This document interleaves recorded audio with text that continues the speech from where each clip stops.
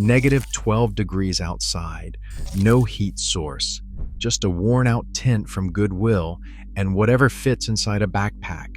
That's the brutal reality every frozen night for thousands of homeless men across America.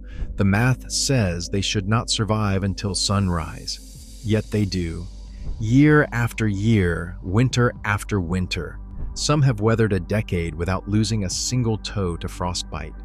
They have figured out the same principles that expensive survival gear is built on, except they use materials that cost almost nothing. Why are these men not freezing to death every single night? What they know could save your life. Here is something most people do not realize. That fancy double-pane window in your house, the one that keeps your heating bill manageable. Homeless men figured out the same principle using two cheap tents. You take a smaller tent and put it inside a bigger one, leaving 6 to 12 inches of dead AIR between the walls. That is the whole trick, and it works ridiculously well. I learned this from a man named Darnell in Chicago. He had been sleeping outside for 4 winters on the south side. No frostbite, no hypothermia scares, just 2 Goodwill tents, one stuffed inside the other. When I asked him how he stayed alive through those brutal lake effect nights, he laughed and said the secret was not toughness, it was physics. See, wind is a heat thief. It does not just make you cold, it actively strips warmth away from anything it touches. But that air gap between tent layers changes everything. Wind cannot reach the inner tent. The outer tent takes the beating while you stay protected inside your little insulated bubble. The temperature difference Darnell measured with a cheap thermometer from the dollar store was 15 to 20 degrees warmer inside using nothing but body heat. No heater, no electricity, no fire risk. You do not need expensive gear to pull this off. A beat-up family tent from a thrift store can cost about $15. A cheap single-person tent runs about $10.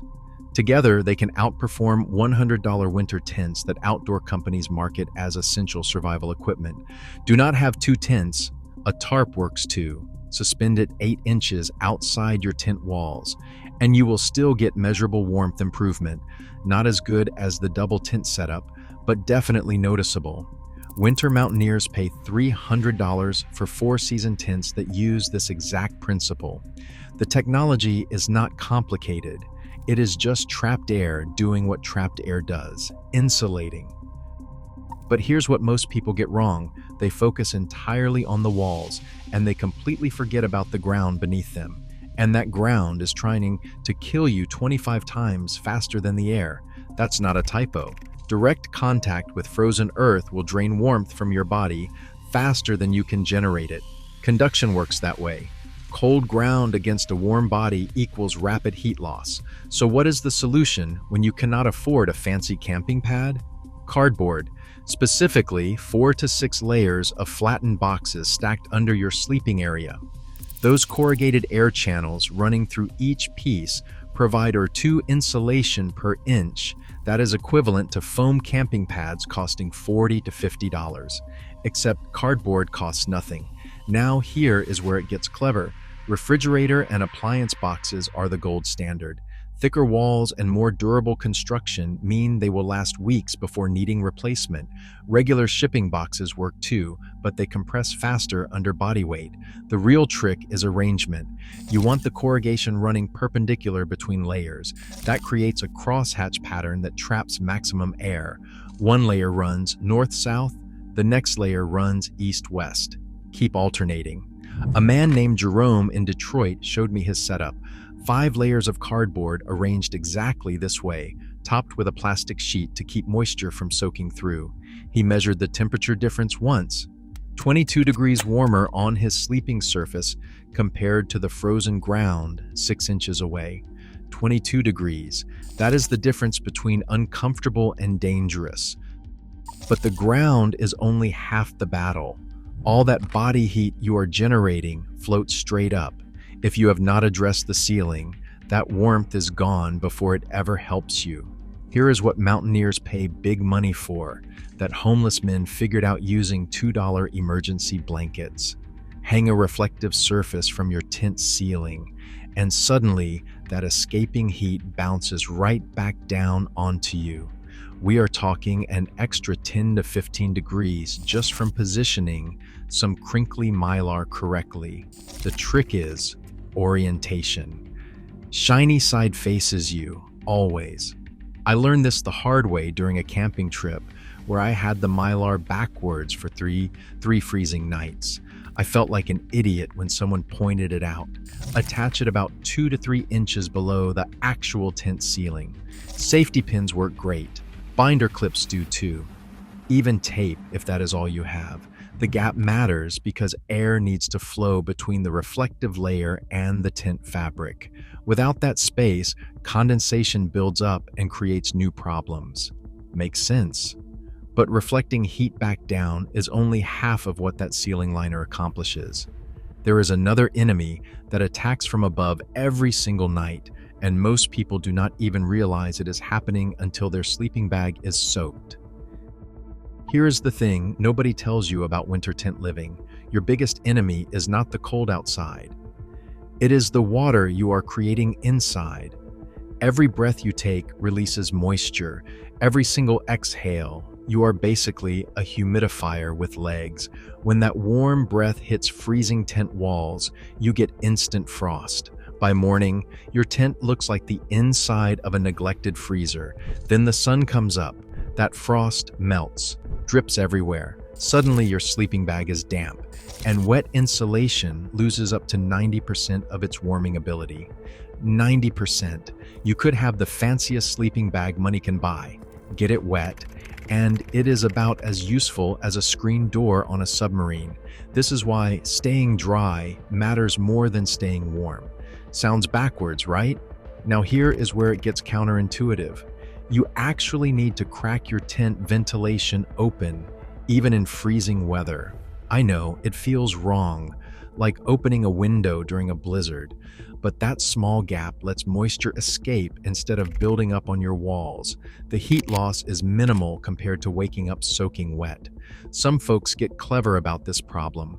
They collect silica gel packets from shoe boxes all year long. Those little do-not-eat packets from every pair of sneakers you buy absorb small amounts of moisture overnight. Free dehumidifiers hiding in plain sight. A man I talked to in Baltimore kept a Ziploc bag full of them. He said he had been collecting for 2 years. But that reflective ceiling liner from before solves another problem nobody talks about.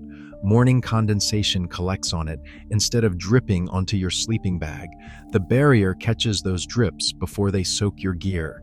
Commercial tent liners exist, and they cost $40 or $50. The homemade version using emergency blankets performs almost identically. Now let us talk about your body. Because your body is a furnace, most people just waste the heat it produces. Sleeping in a curled fetal position cuts your exposed surface area by 40%. That is not a small number. You are basically turning yourself into a human ball of warmth instead of a radiator giving away heat to empty air. My grandfather called this common sense. He was being scientific without knowing it. Here is a trick that sounds uncomfortable, but works like magic. Gas stations have hot water in their bathrooms. Fill a bottle, cap it tight, and shove it against your groin before sleeping. Major arteries run through there. Warm blood flows to your freezing feet within minutes. The poor man's heating pad. Hand warmers work on the same principle. Tuck them near your wrists, neck, or inner thighs, anywhere blood vessels run close to the skin. You are not just warming one spot. You are heating your entire circulation system. Then there is the buddy system. 2 people in one tent generate enough combined body heat to raise the temperature 15 degrees. That is why homeless encampments often pair up during cold snaps. It is not just companionship, it is survival math. Dogs work even better. A canine's body temperature runs around 101 degrees. Many homeless men keep dogs for exactly this reason. Plus, dogs do not steal the blankets, usually. But here's what most people mess up completely. They get the insulation right, the cardboard perfect, the reflective ceiling installed. Then they pitch their tent facing the wrong direction and lose half that warmth in seconds. Wind is sneaky. Position your tent entrance away from prevailing wind. Seems obvious, but I have watched people set up facing directly into gusts because that is where the view was. There is no view at 3 in the morning when you are freezing. Natural windbreaks become your best friend when you are stuck with a cheap summer tent. Buildings, walls, dumpsters, thick bushes can all block wind. Parking yourself behind a concrete structure can reduce wind chill by 10 degrees without spending a dime. One guy I talked to specifically scouts locations based on which direction winter storms blow from. He moves his entire setup seasonally, like some kind of street meteorologist. Here is something fascinating about tent cities. They cluster together for a reason beyond community. Group shelters create windbreaks for each other. The tent in the middle stays the warmest, while outer tents take the brunt of the wind. It is basically penguin huddle strategy adapted for humans. Newspaper deserves mention too. Your grandparents probably stuffed it in wet shoes. Crumpling newspaper inside your jacket creates air pockets that work almost identically to expensive synthetic insulation. The same principle that keeps coffee hot in a paper cup keeps body heat trapped against skin. But managing moisture and maximizing body heat only works if you are actually generating enough warmth to protect. That brings us to fuel. Furnaces need fuel, and the wrong fuel at the wrong time can actually kill you faster than the cold itself. High-fat foods like peanut butter metabolize slowly. One meal can produce steady heat for 6 hours. That is why outreach workers hand out peanut butter crackers like they are going out of style. They are not being cheap. They are being smart. Eating around 500 calories before bed can keep your internal temperature elevated through the coldest hours. My grandfather called this stoking the fire. He was not just being folksy, he was being scientific. Now here is something that trips people up badly.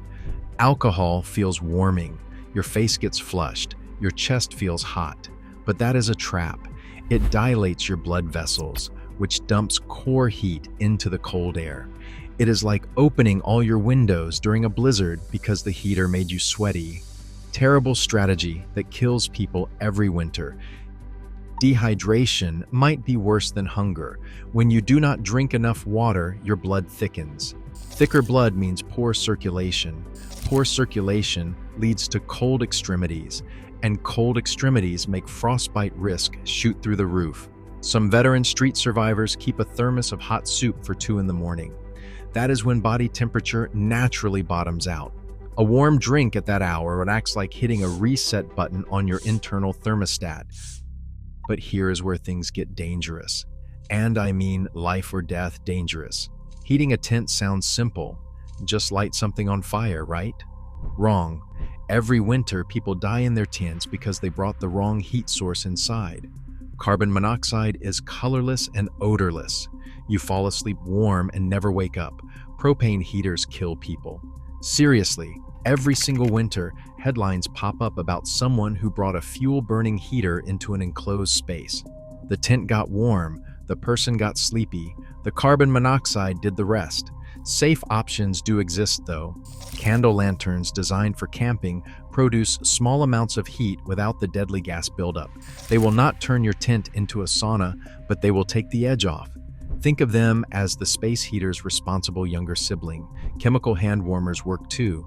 Stick a few in a sock, hang it from your tent ceiling, and they will radiate gentle warmth for 8 hours. No flame, no risk, just chemistry doing its thing.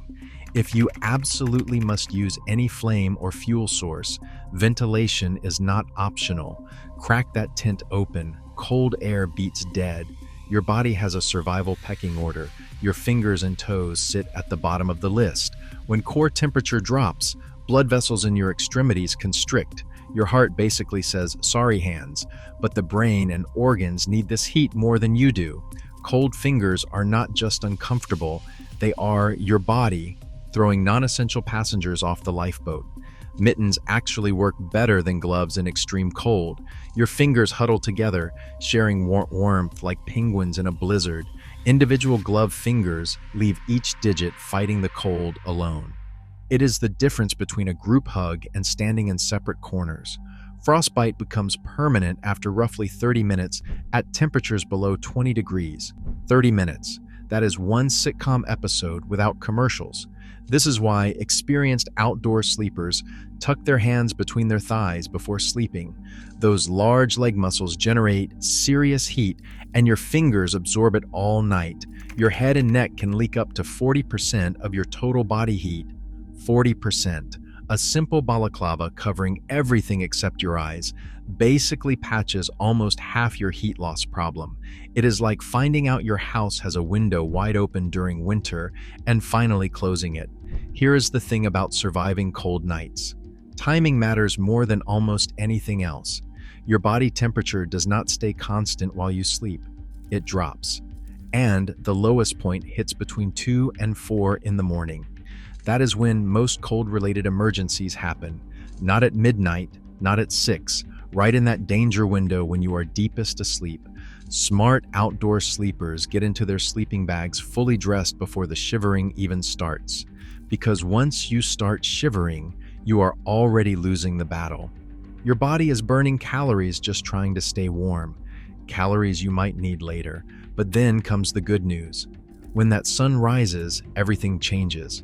Within the first hour of daylight, tent temperatures can climb 30 degrees. The fabric acts like a greenhouse. Suddenly, that death trap becomes a cozy little oven. This is why many homeless men time their deepest sleep for dawn hours. They stay semi-alert during the dangerous middle of the night window, then crash hard once natural warmth arrives. It is counterintuitive. Sleep when the sun is up. Stay vigilant when it is darkest. But when your survival depends on outsmarting the cold, you learn to work with nature's schedule instead of fighting it. Makes sense, right? Survival is not about expensive gear or secret technology. It is about understanding how heat works and respecting what the cold can do. These men figured that out through necessity. The rest of us can learn from their knowledge.